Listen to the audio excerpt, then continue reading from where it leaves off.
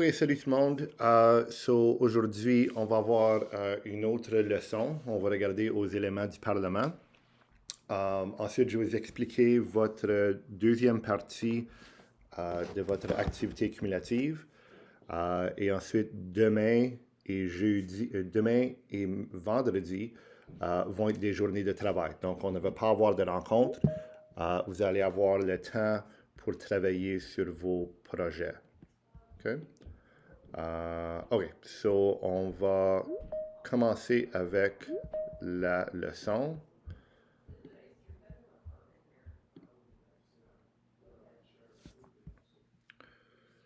OK, so pour question numéro 1, vous avez un article ici à lire. OK, so donc entre 1928 et 1972 en Alberta, il y avait un programme eugénique gouvernemental où presque 3000 personnes ont été stérilisées. Okay, so eugenics is an outdated kind of political theory where it was believed that we could try and kind of weed out undesirable traits in humanity, right? So kind of like how with plants we're able to kind of genetically modify traits to get kind of bigger fruit or fruit without seeds. Kind of the belief was that we could do the same thing with human traits and human qualities and try and kind of weed those out. Oui, ça s'est passé au Canada. Probablement la plus grosse exemple est avec les nazis et les camps de concentration, right? So kind of that whole eugenics kind of probably culminated or kind of was at its worst point during the Holocaust and kind of the Nazi experiments. But those kinds of things were happening in Canada before that as well. So it all kind of was all over the place. So vous allez lire cet article qui parle d'une dame qui a été stérilisée en, je crois, 1959. So this woman, Lilani Muir, a été stérilisée sans sa connaissance. So she, I think, went in for another surgery, and while she was under, because I think she had some I can't remember what her, anyways, she had some disability, and so the doctors decided that she shouldn't be someone who should be able to procreate because they didn't want her genetic traits to be passed on. So she was sterilized and never found out about it, or wasn't told about it. So elle s'est fait opérer de l'appendicite. So she had her appendix removed, and then she was also had her fallopian tubes tied. Elle n'a jamais été informée de cette décision, et c'est seulement plus tard, quand elle essayait d'avoir des enfants, que son médecin lui a dit ce qui est arrivé. So she only found out later that she had been sterilized. So, c'est un peu d'information. So, lisez l'article. C'est de l'information sur sa situation. Et ensuite, vous avez ici un scénario et on va faire référence à la Charte des droits et libertés canadiennes. So, you're going to imagine that you are a lawyer kind of defending her. So, vous allez imaginer que Muir et plusieurs supporters se sont réunis devant la législature d'Alberta pour protester la loi.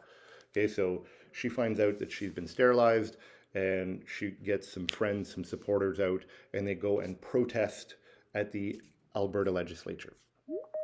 Les policiers sont appelés.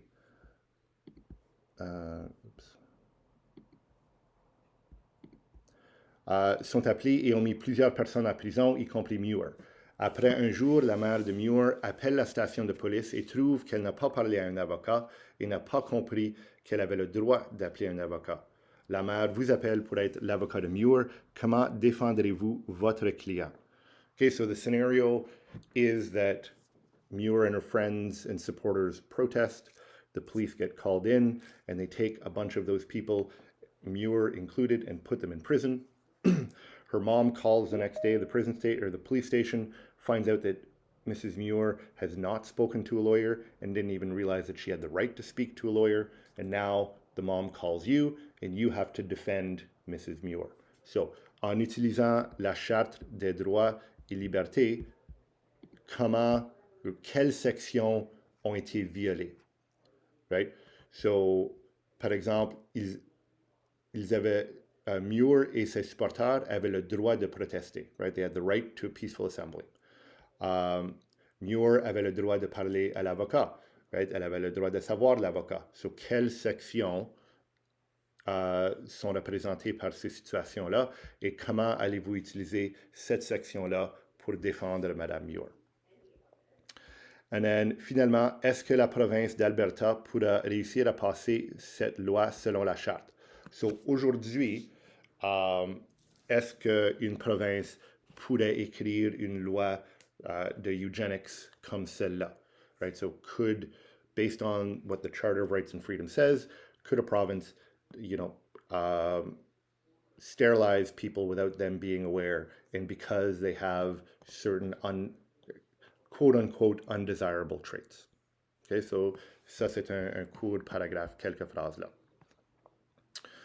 Ok, so ici, partie numéro 2, so on regarde au système parlementaire du Canada. Okay, so ça c'est la façon dont le gouvernement est séparé et dont le gouvernement fonctionne. So on a déjà vu la différence entre le pouvoir exécutif, le pouvoir législatif et le pouvoir judiciaire. So, ici, si on regarde à où ça dit ici, le système parlementaire du Canada, on peut voir les différentes sections et où ils appartiennent dans les différents pouvoirs. Okay, so this is kind of a chart that breaks down the different components of the government and to which branch they belong. So the legislative branch that makes the laws, the executive branch that kind of enforces the laws and then makes kind of daily decisions, and then the judicial branch which decides who has broken the laws and what are the punishments. So on peut voir la reine ici, elle est au haut du gouvernement. Actuellement, maintenant, ce n'est plus la reine, c'est le roi. Et il est représenté par le gouverneur général. Okay, so the king is, je vais vous laisser lire les sections, mais le roi ou la reine sont le chef de l'État officiel, mais vraiment, ils n'ont pas de pouvoir officiel. Right? So, on est une monarchie constitutionnelle, so on a comme chef un roi ou une reine, mais aussi on a la constitution qui décide toutes les lois et tous les pouvoirs. Right? So it's not like the king or the queen has absolute power. They are restrained by the rules and laws of the Constitution. Et puisque la roi ou la reine n'est pas ici au Canada, leur représentatif est quelqu'un nommé le gouverneur général. Okay, so that is a position where a person here in Canada represents the king or the queen. Ensuite, on a le Sénat, qui est une des chambres du Parlement. Okay, so le Parlement a deux chambres, le Sénat, la Chambre des communes, et les deux chambres ont un rôle dans le développement de lois. Okay, so le Sénat est nommé sur la recommandation du Premier ministre.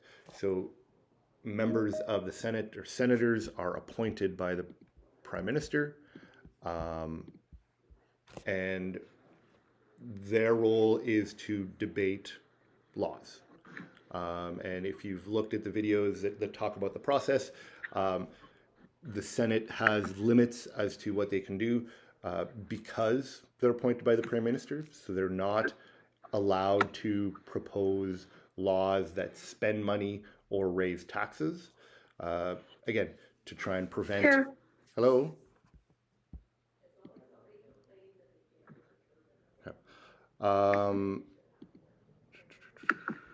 Okay. So le Sénat, again, it acts kind of as a check and a balance. It can send projects back to the House of Commons, mais le Sénat ne peut pas proposer de loi qui dépense l'argent ou qui cause des taxes a été élevée. La Chambre des communes, c'est nos représentants qui sont élus par le peuple et c'est eux qui décident comment l'argent est dépensé, comment prélever des fonds. Encore parce qu'ils sont élus par nous, on leur donne le pouvoir de dépenser notre argent essentiellement. So on peut voir ici que tous les trois parties, sur la Reine, le Sénat et la Chambre des communes, font partie du pouvoir législatif. Et on peut voir que le pouvoir exécutif ici est compris du Premier ministre et de son cabinet. So, le cabinet est formé de membres de la Chambre des communes et de quelques membres du Sénat.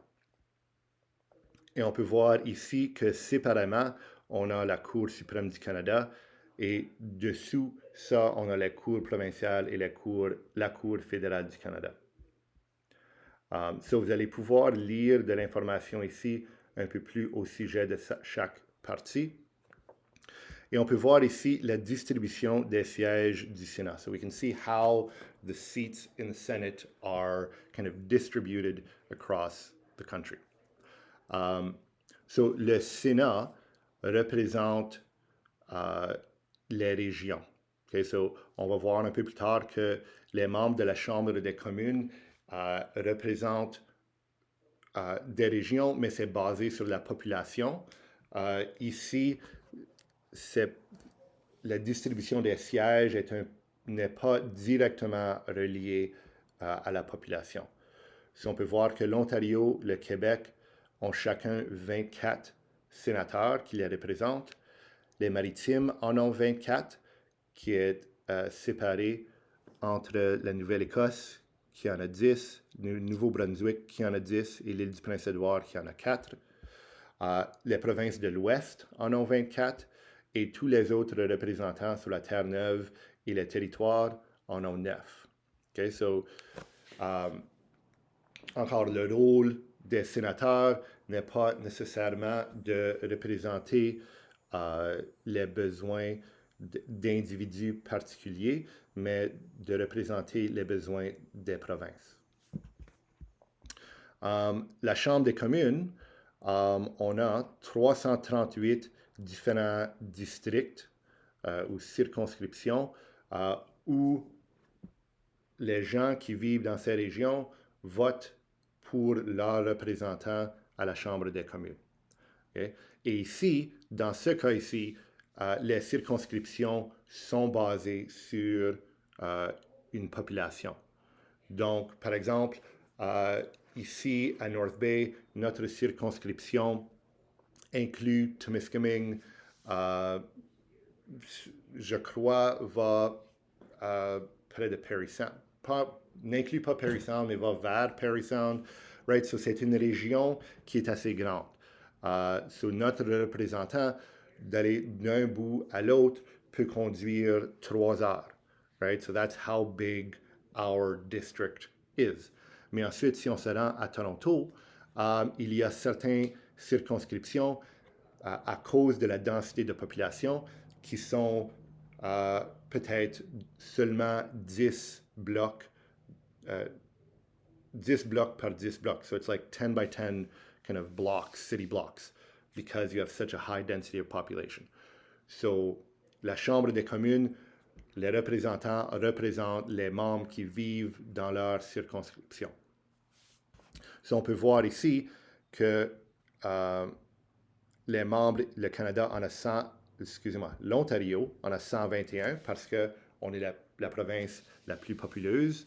Ensuite, c'est le Québec, la Colombie-Britannique, l'Alberta. So we can see that it kind of breaks down the number of seats and it's proportional to the population. OK, so voici les différents partis du Parlement. So on a le Premier ministre, qui est le chef du parti ministériel et chef du gouvernement.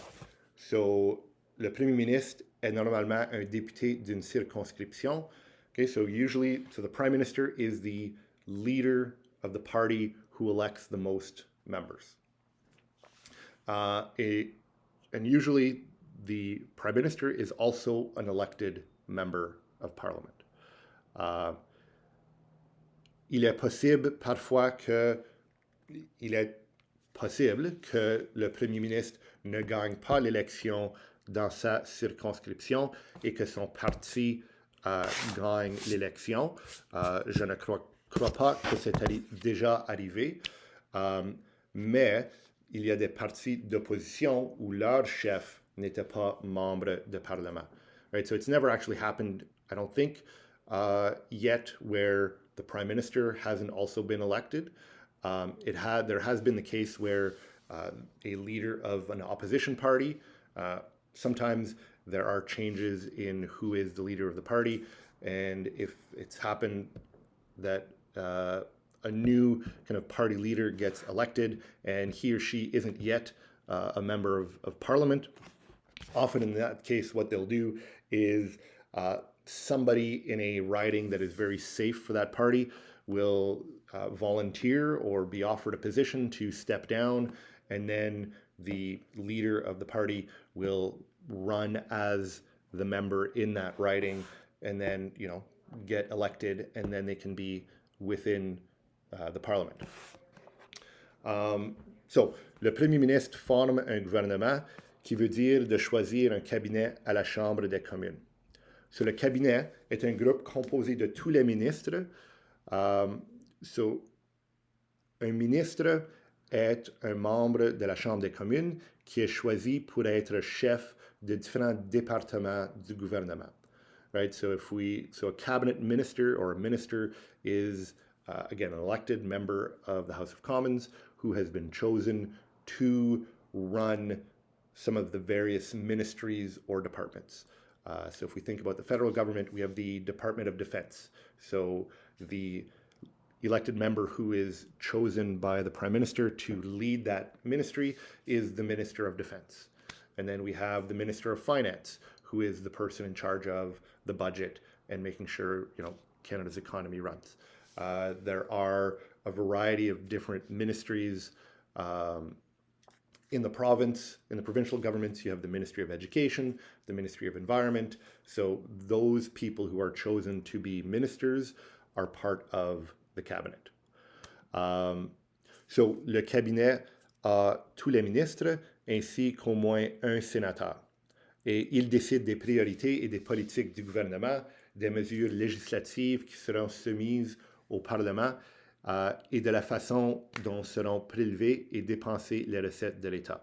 So they decide on what are the priorities and the policies for the government, what are the kind of proposed laws that they're going to put out there, and they decide how the government will raise money through taxes usually, and how they're going to spend that money.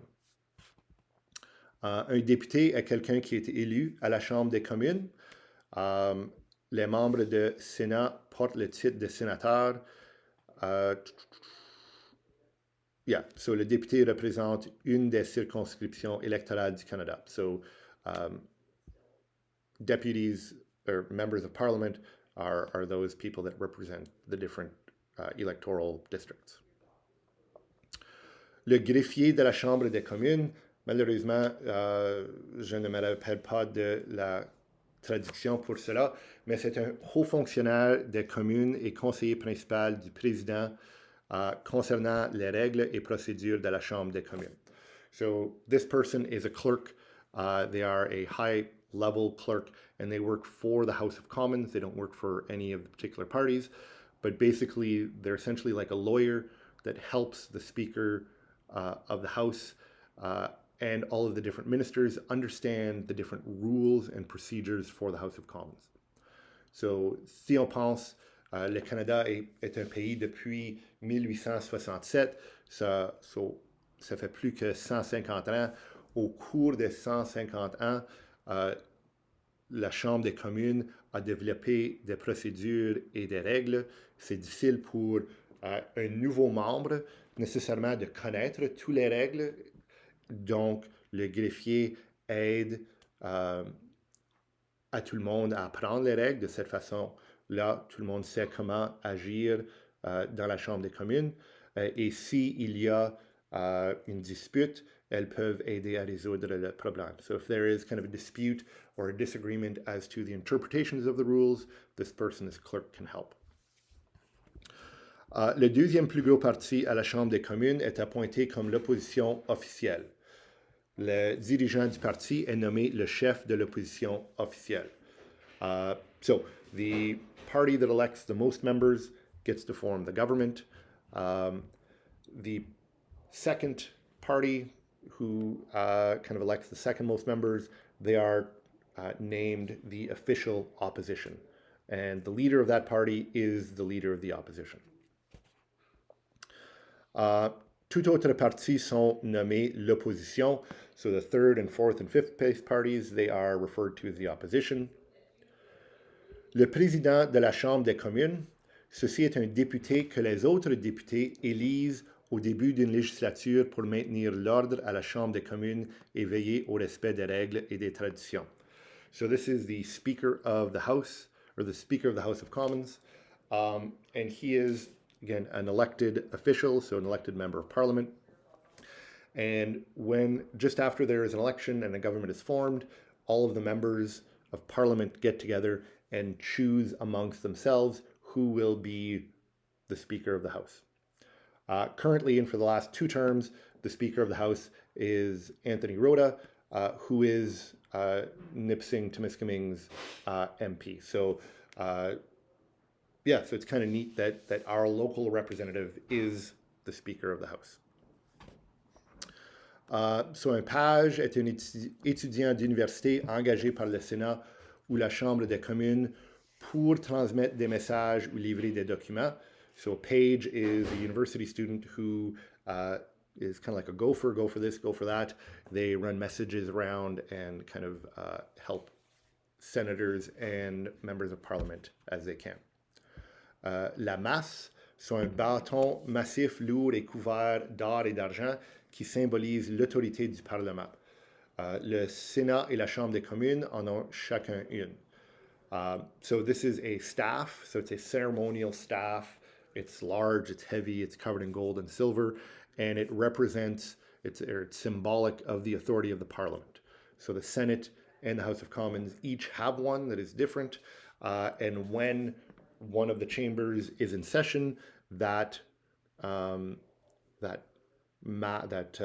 staff, is brought in and placed within the chamber. Le sergent d'armes est la personne qui est responsable de l'entretien et de la sécurité des édifices occupés par les députés et les employés de la Chambre des communes. So the sergeant at arms is the head of security, and he or she is responsible for maintaining the security of the buildings and of the people who work in there. Le whip est un député ou sénateur chargé de tenir les membres de son parti au courant des travaux de la Chambre des communes. So a whip is a member of the party, kind of like you can almost imagine being like the vice principal, where they are making sure that everybody is, there for the important votes, that they understand the position of the party and how, the party should vote and things like that.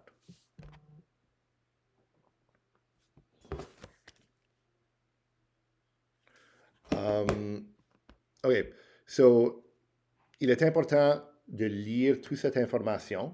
Okay? Question numéro 2, ou ce travail ici, vous avez cette image ici, vous avez des numéros et faites de votre mieux de identifier de cette section ici quels sont les éléments numérotés. So what are kind of the numbers and what do they represent? It may not be super clear. My suggestion is if you're able to kind of copy and paste this image, you'll find a lot of that information. So you can Google search this image, just copy and paste it into Google, and you'll be able to find a lot of that information. Ensuite, vous allez faire une courte recherche sur un parti politique enregistré fédéral ou provincial et créer un PowerPoint avec 5 diapositives pour répondre aux questions suivantes.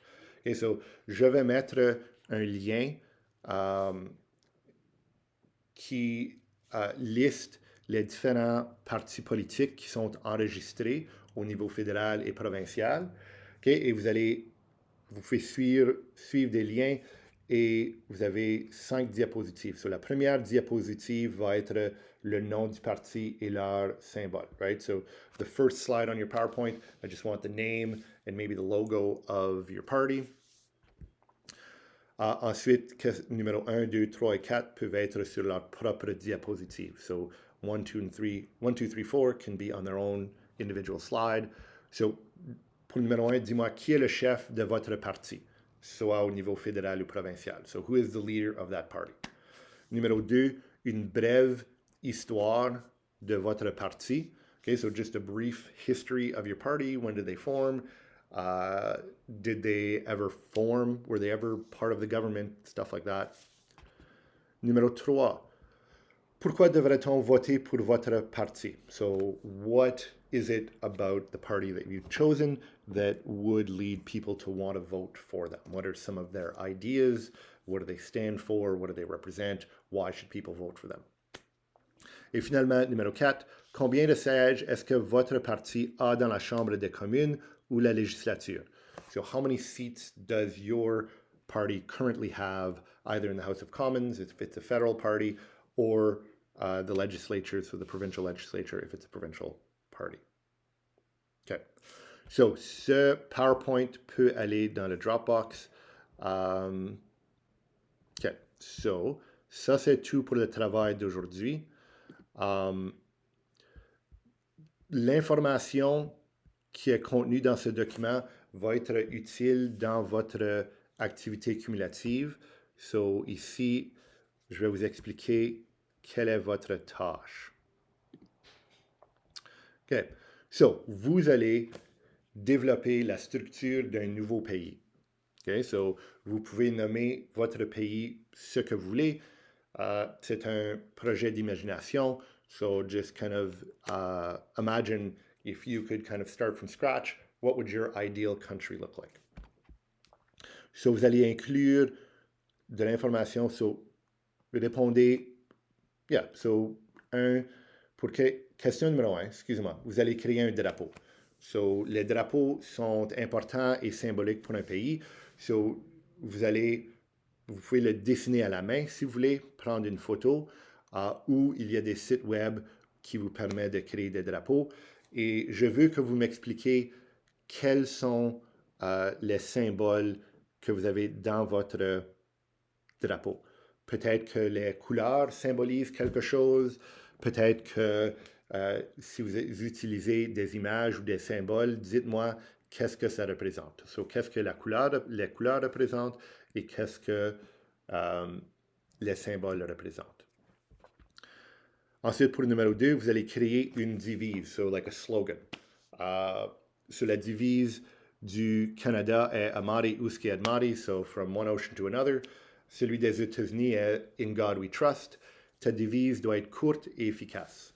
So, si vous décidez d'utiliser le latin ou une autre langue, donnez-moi la traduction. Vous allez choisir pour le numéro 3 un style de gouvernement. So, la semaine dernière, on a eu une leçon sur les différentes formes de gouvernement. So, vous allez choisir, selon vous, quel est le style de gouvernement que vous voulez pour votre pays. Est-ce que ça va être une démocratie, une monarchie, une autocratie? So, what type of government are you going to have? Si tu choisis une démocratie, sera-t-elle comme celle du Canada ou des États-Unis? So, faites attention aux différences. So, une des grosses différences est qu'aux États-Unis, ils ont des élections pour élire les membres de la branche législative. So, they vote for their in their case, it's their representatives, so the House of Representatives, which is kind of like the House of Commons, which is where they form their laws, and then they have a separate vote for the president, so the leader of the executive branch. Whereas au Canada, on a une élection pour les membres de la branche législative et le chef de ce parti devient le chef de la branche exécutive. So you can see there are some differences there. Vous devez écrire un paragraphe qui explique le type de gouvernement que tu as choisi et pourquoi tu l'as choisi. Okay, so this part is important. So I want to understand, again, there are no judgments. If you think that a theocracy is the best kind of government, then that's okay. Just be clear and tell me why and what are the benefits and why you decided to choose that form of government. Okay? Dites-moi comment fonctionnent les élections. So, je vais ajouter un lien sur le LMS qui donne de différents styles d'élections. So, nous avons couramment au Canada, c'est appelé first past the post. Okay, so the way elections run in Canada is that we vote for a party in a region. So each region selects their party member. Somebody could win an election in a region here, let's say with less than 50% of the vote. So they don't necessarily have the majority of the vote, but they still have the most votes in that region. And so they are elected.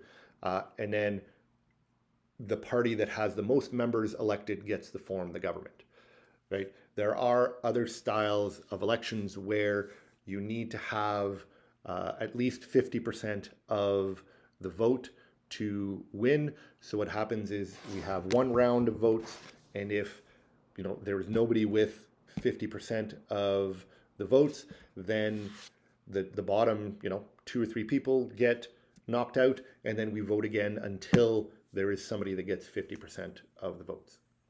So I will put up a link with articles that explain those different types of kind of organizations for the elections, and you can pick the one that you think is best.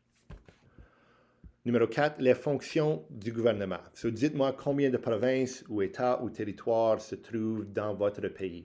So encore, imaginez votre pays, divisez-la dans un nombre de provinces ou territoires ou États. C'est à votre choix. Et ensuite, vous allez expliquer la division des fonctions entre votre gouvernement fédéral et les autres gouvernements. Okay, so just like we looked at, again, I think it was last week, where the different levels of government had different responsibilities, I want you to decide what are going to be the different responsibilities for the different levels of government. So you'll have federal government, either provincial or state governments, and then municipal governments. Vous êtes bienvenus d'utiliser la division de fonctions que le Canada utilise et où vous pouvez faire des changements comme vous le voulez. Okay? Numéro 5, quelles seront les bases de l'économie? So, vous allez choisir et expliquer 2 choses, des ressources qui seront la base de votre économie et bien les expliquer. So, par exemple, est-ce que votre pays va être riche en ressources naturelles? So, peut-être un peu comme le Canada. So, is it going to be things like mining and agriculture or forestry, or, it could also be technology.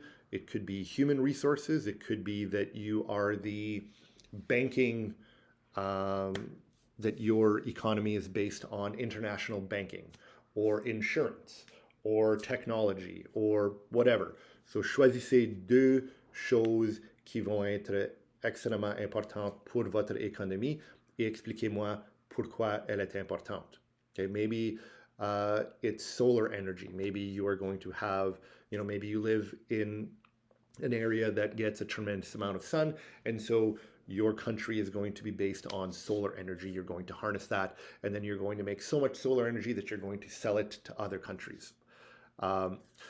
So, expliquez quel type de terrain qu'il y a dans ton nouveau pays. So again, describe kind of the geography of your country and how that has an impact on your economy. Numéro 6, des droits et libertés. So ici, vous allez faire référence à la Charte canadienne des droits et libertés. Vous allez m'indiquer quels sont 3 droits que les citoyens auront et quelles sont 3 libertés.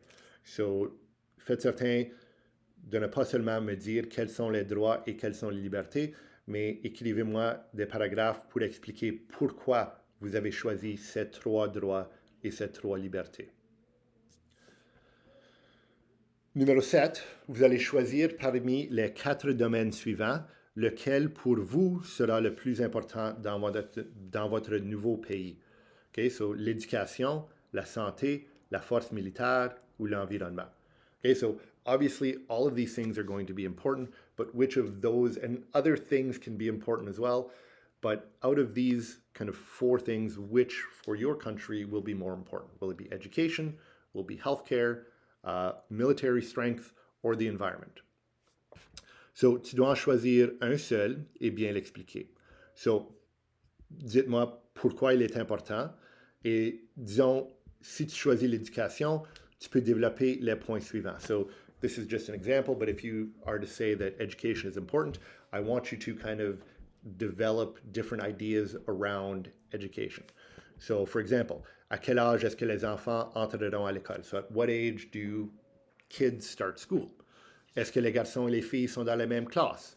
Au secondaire, est-ce que tous les élèves devraient aller sur le marché du travail pendant 6 mois à temps plein avant de pouvoir compléter la 12e année?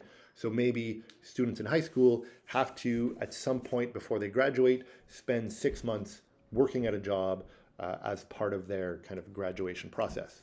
Est-ce que les sports sont en priorité à l'école? Les arts, right? So this is a chance for you to kind of develop, let's say, the educational system in a way that you think would be great. Or healthcare. Maybe healthcare in your country would focus on prevention and healthy lifestyles and stuff like that. Yeah. Et finalement, de l'information sur la population. So, j'aimerais savoir quelle est la population de votre pays en temps de population active. Jusqu'à quel âge est-ce que les personnes doivent travailler? Are you going to have a mandatory retirement age where people work till they're 55 and then they get a guaranteed pension so that they can enjoy that part of their life? Est-ce que les personnes âgées devraient avoir un rôle spécial puisqu'ils ont la sagesse? So the elderly, will they have a special role in our society because they have kind of a wealth of experience and wisdom? Est-ce que le chômage existera ou tout le monde aura un travail? So what types of social services are there? Will there be free childcare so that families can all go to work? Will the government guarantee jobs for everyone? Or, est-ce que c'est une société capitaliste? So is it a capitalist society where, businesses kind of run everything and the government does very little and all the services are provided by business? So it's entirely up to you as to kind of how you want to organize your country. And again, this is an exercise in you explaining your thoughts. So, ce qui est important ici est la façon dont vous pouvez expliquer vos idées. Mon opinion a aucun effet sur votre travail, right? I don't want you trying to kind of say, this is what I think Mr. Gagne would like. I want to know what you think, and I want you to be able to kind of explain and support, and that's where you get your marks out of. Maintenant, la façon dont vous allez présenter ou organiser votre information est à votre choix. Encore, vous pouvez l'écrire à la main si vous voulez. Vous pouvez utiliser Prezi, vous pouvez utiliser PowerPoint, vous pouvez faire des affiches, vous pouvez utiliser YouTube. Si vous voulez faire une vidéo, vraiment, c'est à votre choix. OK, so ce travail ici est dû par lundi prochain. So, vos 2 parties de l'activité cumulative, so la justice sociale sur les médias sociaux et développer votre nouveau pays. Vous allez avoir aujourd'hui, demain, vendredi, la fin de semaine si vous voulez, pour travailler. Et on aimerait avoir vos projets par la fin de la journée, lundi. Lundi, on va commencer avec notre première leçon du cours de carrière. So, je crois que c'est tout. So, encore, je vais ajouter des liens pour les différents partis politiques et des liens avec des articles sur des différents types d'élections. Si vous avez des questions, n'hésitez pas à nous demander. Je vais rester autour si vous avez des questions. Sinon, envoyez-nous des courriels. OK, c'est tout. Merci beaucoup tout le monde. Bonne fin de semaine et à lundi. So, n'oubliez pas, questions, courriel.